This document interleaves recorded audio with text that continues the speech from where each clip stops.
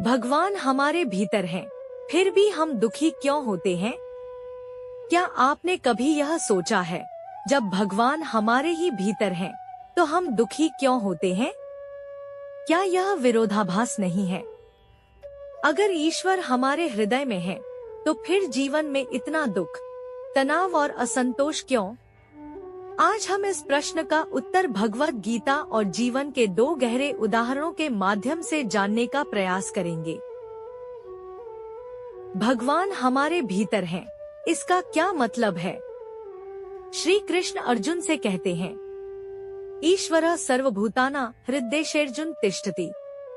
गीता 18.61। यानी भगवान हर जीव के हृदय में स्थित है। वह हमारे साक्षी हैं, हमारे साथ हर क्षण रहते हैं। फिर भी हम उन्हें महसूस क्यों नहीं कर पाते? क्योंकि हम बाहर की दुनिया में खोए रहते हैं, पद, पैसा, संबंध, अपेक्षाओं और असुरक्षा में।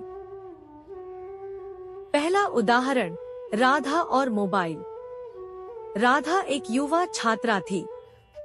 उसका नया मोबाइल खो गया।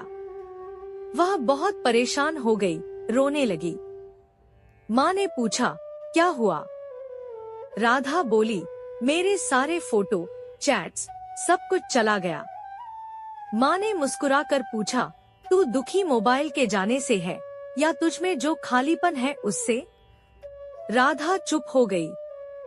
असल में हम दुखी तब होते हैं, जब हम किसी बाहरी चीज को अपनी खुशी का स्रोत बना लेते हैं। दूसरा उदाहरण, किसान और सूखा।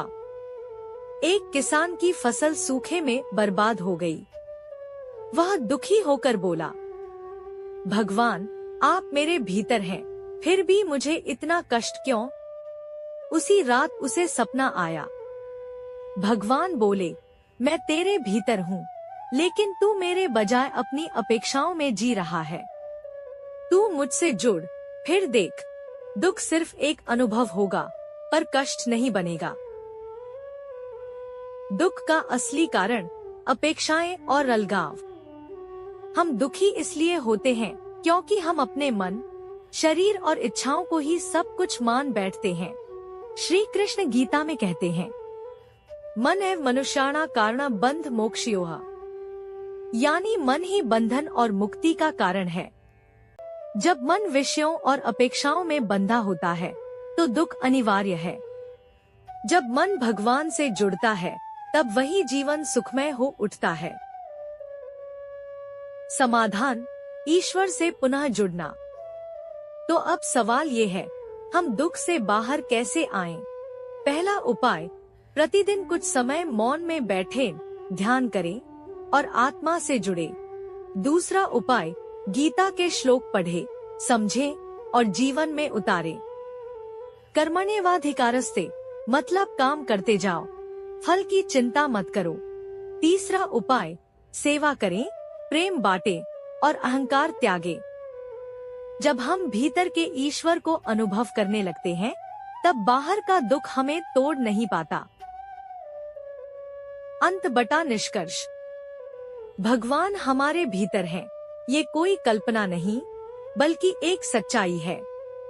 लेकिन जब हम अपने भीतर की इस दिव्यता से कट जाते हैं, तभी दुख हमें घेर लेता है। जब तक हम अपने भीतर के ईश्वर से जुड़े नहीं रहते, तब तक बाहर की हर चीज अधूरी लगती है। पर जब जुड़ जाते हैं, तब वही दुनिया एक खेल बन जाती है और हम बन जाते हैं साक्षी, शांत और सुखी। तो आइए आज से ही अपने भीतर झांकें और उस ईश्वर को महसूस करें जो सदैव हमारे साथ हैं। धन्यवाद।